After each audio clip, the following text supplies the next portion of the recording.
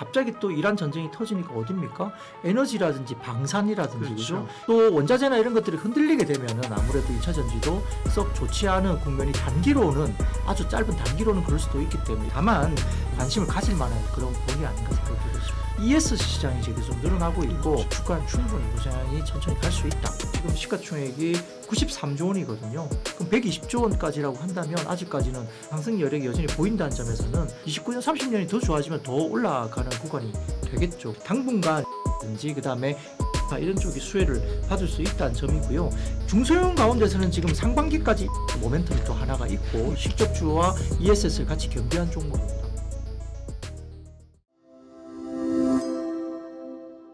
이민수의 경제토크 IBK 투자증권 영업부 박근영 부장님 오셨는데요. 2차 전지 전략 얘기하겠습니다.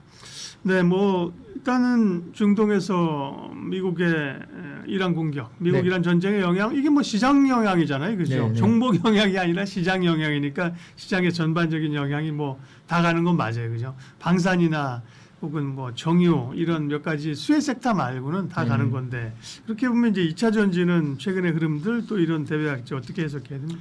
뭐 2차 전지 최근에 바닥권을 확인하고 꽤 올라오는 모습이 보였는데 네. 우선은 글쎄요 에코프로 그룹이 수급 수혜를 가장 많이 본 건 맞습니다. 그렇죠. 예. 코스닥 ETF 관련된 부분들이 돈이 너무 많이 쏠렸고요. 네. 코스닥 150 쪽으로 본다면 이제 시가총액 상위를 놓고 이제 그냥 나래비 세운 다음에 그 시가총액에 맞는 금액들이 그냥 기계적으로 그러니까요. 들어갔다 봐야 되겠죠. 그러다 보니까 상대적으로 뭐 코스닥 시총 1, 2위 했던 에코프로 그룹이 제일 네. 많이 올라가고 나머지도 따라가긴 했습니다만 수급적인 수혜를 가장 많이 받은 것이 역시 에코프로 그룹입니다.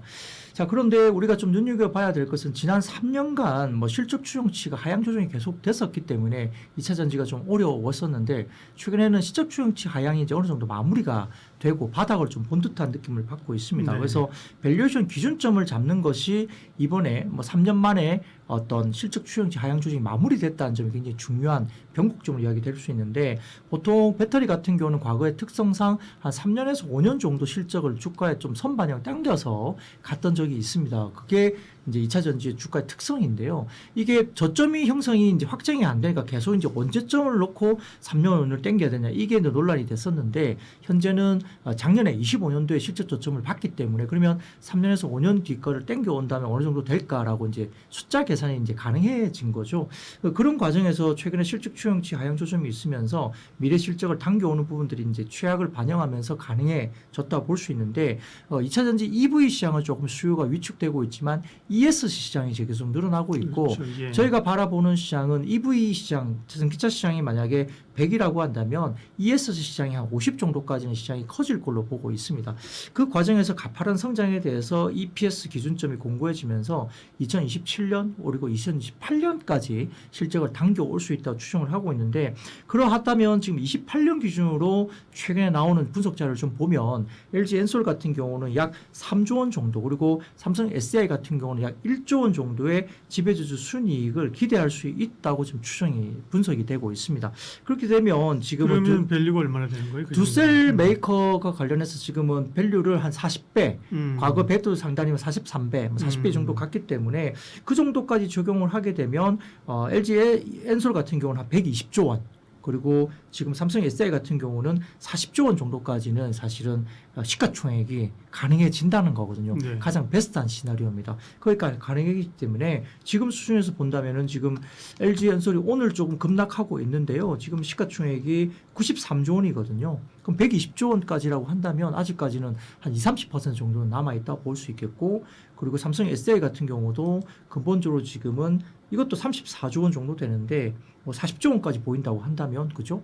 아직까지 20, 30% 남아 있는 겁니다. 그러니까 이것도 이제 아주 28년 정도까지 당겨오는 거고 29년, 30년이 더 좋아지면 더 올라가는 구간이 되겠죠. 그러니까 이런 부분에서 상승 여력이 여전히 보인다는 점에서는 상당히 근본적으로 지금 아주 최근에 네. 객관적으로 좀 봤을 때도 아마 바닥 찍고 조금 관심을 가질 만한 그런 부분이 아닌가 생각이 들고 있습니다. 그러니까 본업으로 보면 이제 실적이 바닥은 찍었다. 뭐 좋아진다는 의미가 아니라 EV 측도 그죠. 네네. 뭐 나빠지진 않는다는 얘기, 바닥을 찍었다는 얘기고 ESS에 대한 숫자가 좀 이제 생각보다 크게 지켜나간다. 그죠. 네. 맞습니다. 다음에 이제 로봇인데 결국은 이제 로봇은 어쨌든 이 기대감을 얼마나 현실화할 것이냐. 이 로봇 쪽이 어쨌든 숫자가 팍팍팍 시킬 수 있는 건 아니잖아요. 네, 맞습니다. 네, 네. 네.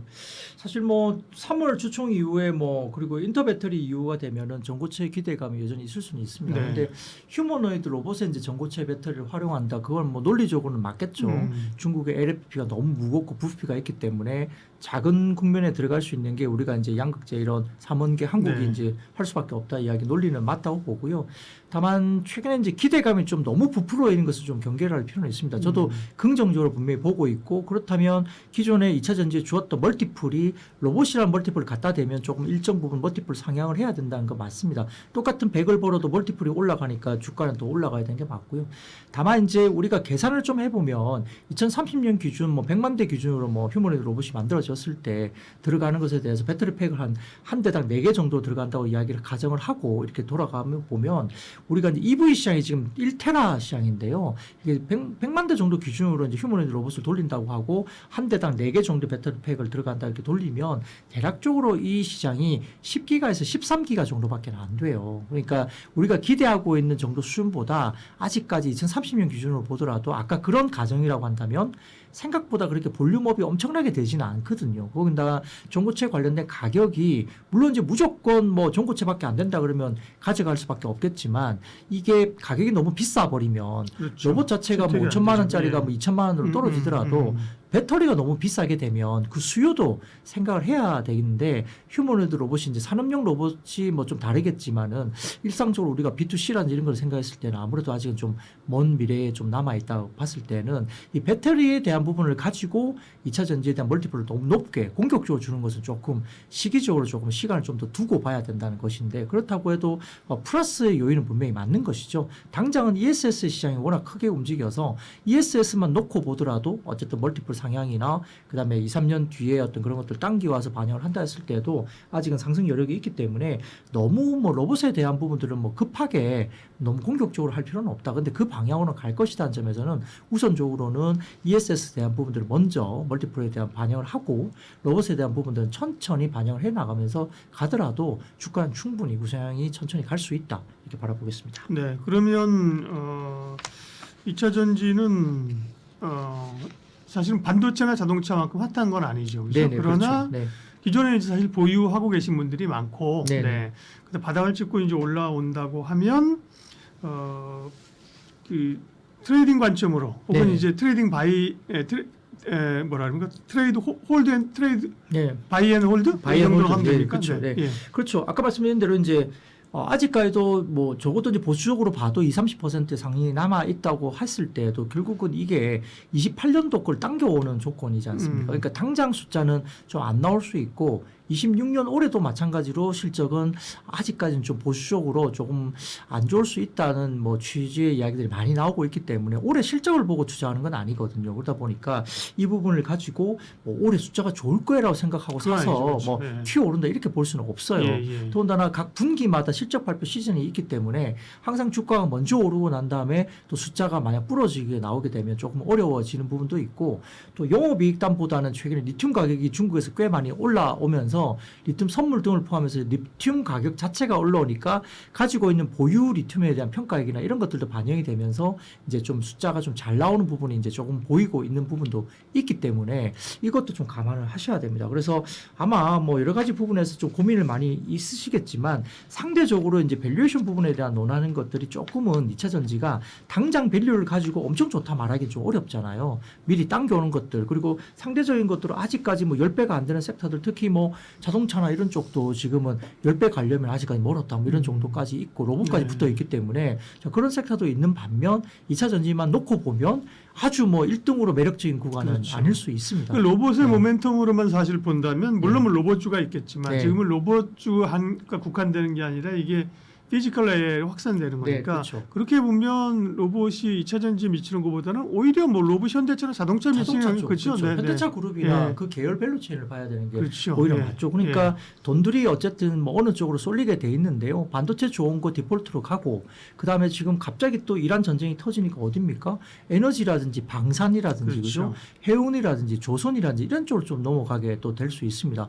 그러니까 이게 뭐 나만 알만한 수급이 그렇게 많지는 않을 수 있고 또 원자재나 이런 것들이 흔들리게 되면은 아무래도 2차 전지도 썩 좋지 않은 국면이 단기로는 아주 짧은 단기로는 그럴 수도 있기 때문에 이것도 좀 감안을 하셔야 됩니다. 다만 지금은 뭐 4월 2일 날 중국의 수출의 부가세 환급 축소가 있습니다. 이런 생산 움직임 때문에 리튬 가격의 상승세가 또 오늘은 좀 밀렸습니다만 리튬 가격이 또 올라갈 수도 있거든요. 이런 것들도 긍정적인 요소가 또 있는 상태이기 때문에요. 그리고 또 일부 지금은 리튬 생산국가 4위인 짐바브웨 쪽에 어떤 가공 관련된 부분에 대해서 리튬 수출 금지 발표가 또 최근에 상승세에 부추기고 있어서 이런 리튬 가격의 상승세도 2차 전지의 긍정적인 분위기도 될 수 있습니다. 그래서 당분간 리튬 채굴업체라든지 그다음에 양극재 제조사 이런 쪽이 수혜를 받을 수 있다는 점이고요. 그 외에도 이제 우리가 중소형 가운데서는 지금 상반기까지 인터 배터리 모멘텀이 또 하나가 있고 네. 두 번째로는 사이버 캡 출시 등의 모멘텀 플레이를 할 수 있기 때문에